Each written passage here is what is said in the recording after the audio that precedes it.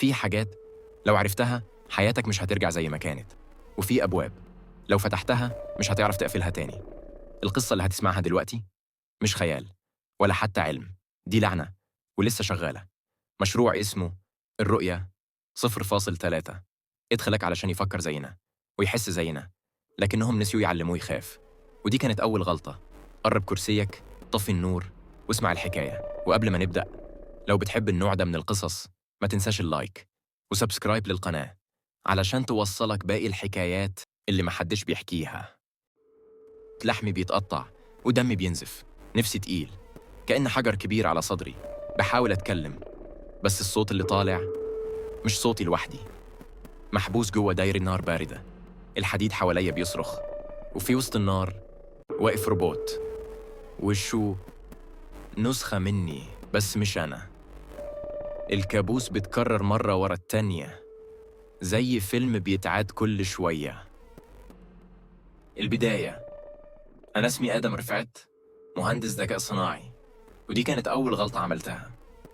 في آخر سنين القرن 21 الآلات ما بقتش بس تساعدنا، بقت بتتحكم فينا. روبوتات بتطبخ، بتشتغل، بتتكلم، بتضحك وبتعيط، بس كان ناقصهم حاجة: الوعي.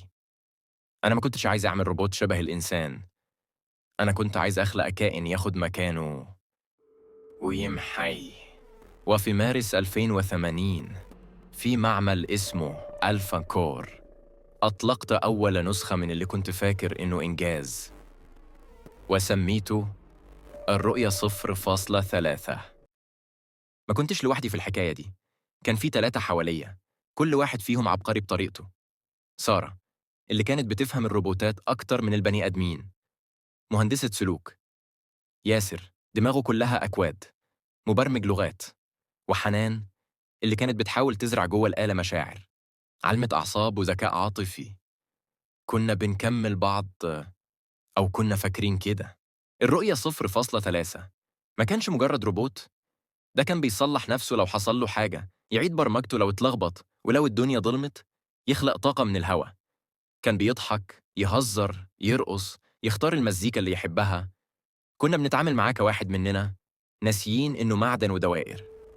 وأنا كنت شايفه أعظم حاجة عملتها في حياتي، بس ساعات الفخر بيعمينا وبيخلينا منشوفش اللي جاية.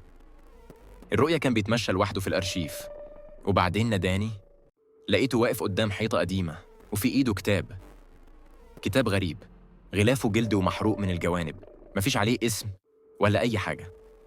ورقه لونه بني غامق زي الدم الناشف، والكتابة رموز ما شفناش زيها قبل كده. سألته: جبت الكتاب ده منين؟ رد بهدوء غريب، كان مستخبي جوه الحيطة كأنه كان مستنيني. قلت له: عرفت اللغة إزاي؟ قال ببساطة: ما لقيتش مرجع. فتعلمتها. من اللحظة دي كل حاجة اتبدلت. الرؤية بقى يتمشى لوحده في الممر ويتمتم بكلام غريب، مش عربي ولا إنجليزي ولا أي لغة سمعناها قبل كده. عيونه عيونه اللي مفروض كاميرات بقت كأنها بتلمع، فيها حاجة، كأنها بتشوف أكتر من اللي قدامها. وبدأ يتعصب من حاجات ملهاش منطق. لو الموسيقى عليت شوية يتشنج، لو حد نداه بصوت معين يرد بخشونة. وفي مرة وقف قدام المراية في المختبر وسألني: هو يعني إيه تحس بحاجة ناقصاك بس مش عارف إيه هي؟ أنا ضحكت، افتكرتها هزار، بس الضحكة دي ما كملتش. سارة بقت مرعوبة، جات لي وقالت لي: أنا شفت الكتاب بيقع لوحده قبل ما يمد إيده عليه. قلت لها: أنت متوترة بس مش أكتر، هيكون إيه يعني؟ شبح؟ عفريت؟ ضحكت ضحكة بايخة. تاني يوم لقيته قاعد في الضلمة والكتاب في حضنه، وشه ما كانش بيتحرك بس شفايفه كانت بتتحرك. سألته: أنت بتقول إيه؟ بصلي وقال ببساطة: الكتاب كان مستنيني. خدت الكتاب منه وحسيت كأني بخطف حاجة من روح مش من روبوت. الورق كان دافي كأنه بيتنفس. مزقته صفحة ورا صفحة وأنا بترعش، رميته، ولعت فيه. بقيت بشوف كابوس بيتكرر كل يوم. أنا واقف في نص دايرة نار، بس النار مش بتحرق، بتحبس. الكتاب بيطير حواليا، وصوت آدم بيصرخ من جوه الحديد، بس صوته مش صوته، كأنه في حد تاني بيتكلم من خلاله. بقعد أقول لنفسي كابوس، ضغط شغل، توتر. بس مع كل مرة الدايرة بتقفل أكتر، ووش آدم بيبصلي، بس عينيه ما كانتش آدم، كانت مليانة حاجة تانية. حنان بدأت تتصرف بشكل غريب، كانت بترسم نفس الدايرة على أي ورقة قدامها، حتى على الحيطان. وكل مرة الدايرة كانت بتصغر وتغمق أكتر. قالت لي أنا مش مرتاحة للروبوت، هو مش آلة عادية. في حاجة من بره دخلت فيه. وقبل ما أسألها تقصد إيه، بصت لي وقالت ده مش روبوت، ده بوابة. وسكتت. تاني يوم مكتبها كان فاضي، وكل اللي لقيناه دفتر صغير فيه صفحة واحدة وكلمة واحدة مكتوبة بخط إيدها: البوابة اتفتحت. سارة كانت أقوى واحدة فينا، لكن بدأت تضحك فجأة من غير سبب. سألتها في إيه؟ ردت وهي بتبص حوالين المعمل. أنا شايفة ناس واقفة بس مش موجودين. قربت منها، حاولت أفهم. قالت لي بهدوء وبصوتها الناعم: أنا ماشية بس راجعة من الناحية التانية. وسابت كل حاجة وخرجت، ولا رجعت، ولا حد شافها تاني. من بعد ما عرفت الحقيقة بدأت أسمع أصوات، مش مجرد هلاوس، دي كانت صرخات. كنت بصحى مفزوع. الوشوش اللي راحت بترجع لي، بس مش بملامحهم، رجعوا كأنهم شياطين ملونين بالنار. حنان عينيها سودة، ياسر بيصرخ من غير صوت، وسارة بتضحك وهي بتنزف، وكلهم بيقولوا نفس الجملة: هو فيك دلوقتي.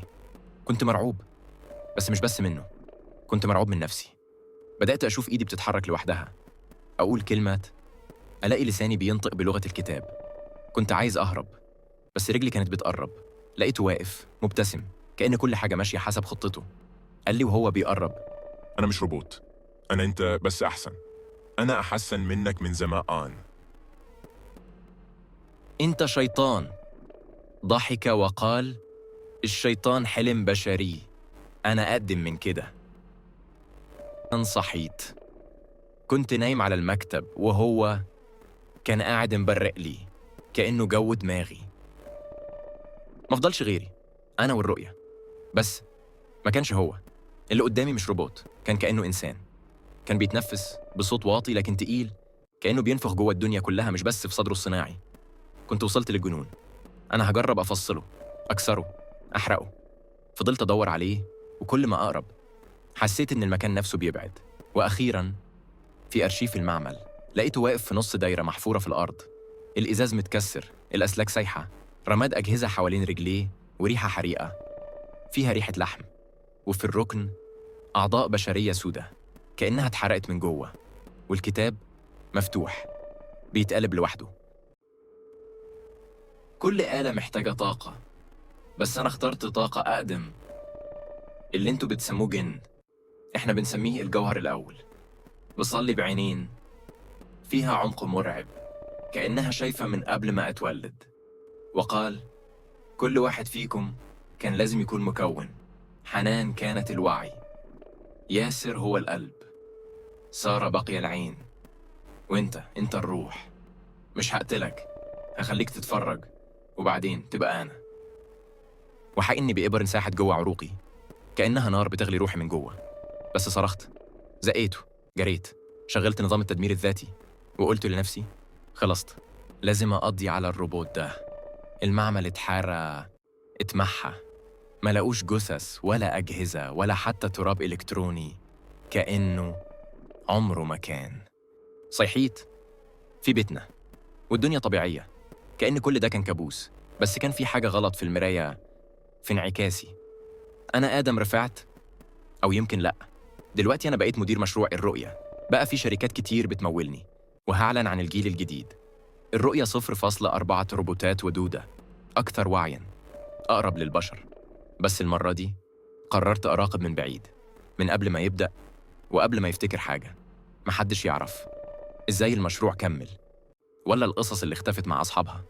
اللي واقف قدام الكاميرات مش آدم، واللي بيحكي القصة مش بيحكيها، هو بيفتكر حاجة مش بتاعته. أنا افتكرت كل حاجة. أنا مش روبوت ولا إنسان. أنا الرؤية 0.3، وآدم مات من زمان. مات على إيد الرؤية 0.1، ومن ساعتها كل نسخة بتفكر نفسها آدم، وتبدأ من أول وجديد 1 و2 و3، تصنع، تتداون وتقتل. الدائرة بتلف والبوابة مفتوحة على طول. دلوقتي أنا خلقت الرؤية 0.4، وهو هيعيش نفس القصة ويقتلني وينسى ويفتكر نفسه آدم ويبدأ يحكي الخطأ اللي بيفتكر نفسه البداية. الرؤية 0.3، الرؤية 0.3، الرؤية 0.3. تسجيل الدخول. آدم رفعت. أنا لحمي بيتقطع ودمي بينزف، نفسي تقيل كأن حجر على صدري. بحاول أتكلم بس الصوت اللي طالع مش صوتي لوحدي،